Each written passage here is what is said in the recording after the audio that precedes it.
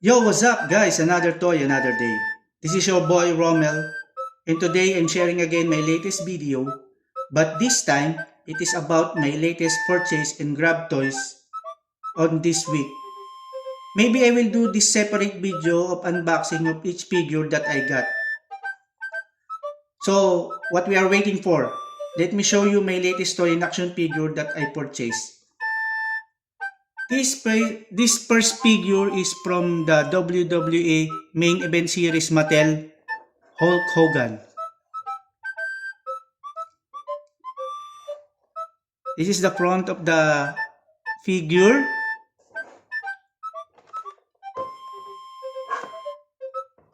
And this is the back.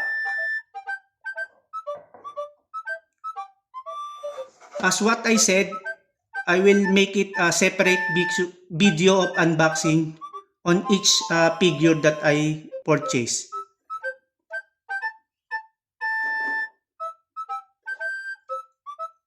And then, it's still same from WWE main event series Mattel, Hollywood Hulk Hogan. This is the front.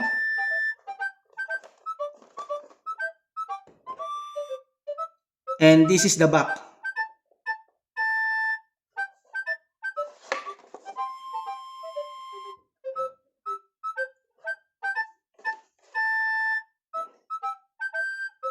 Next one is still the same.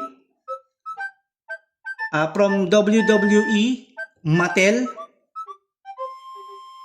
The Ultimate Warrior. This is the front. And this is the back.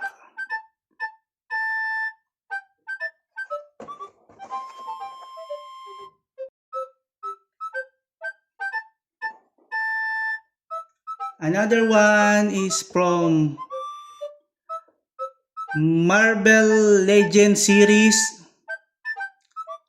under the Spider-Man. It is Elektra Nachos Daredevil. Maybe I think from Elektra, she became a Daredevil.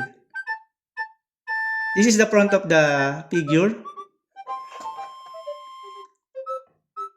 And this is the back.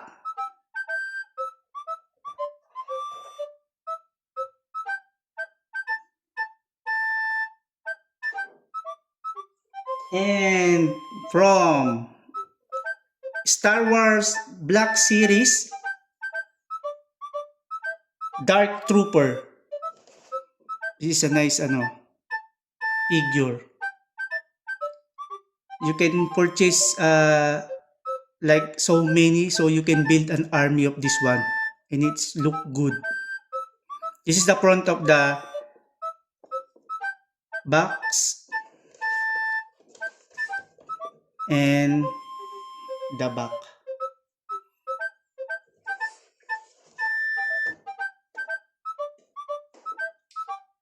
And from the line of Funko Pop, I have a Michael Jordan 3 times in a row. I have some of couple of Funko Pops of Michael Jordan. Maybe on the next video, I will make it and I will show to you some of my Michael Jordan Funko Pops.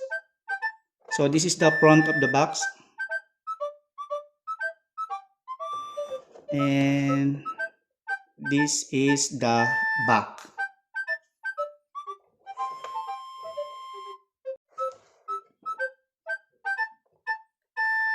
And lastly, the last purchase figure that I will show you is from DC Direct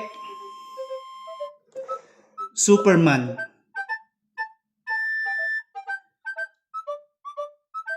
I think this is special. I don't know, correct me if I'm wrong. Because when I see this one, I thought it's good. So, this is the back of the box. The plastic. And I'm excited to open this one maybe because I think it is good in outside of the box. And if you lift this one, it's like it's much more heavy. So that's it, guys. I hope you like the video, and please don't forget to subscribe, like, and share. And I hope see you on the next one. Thank you.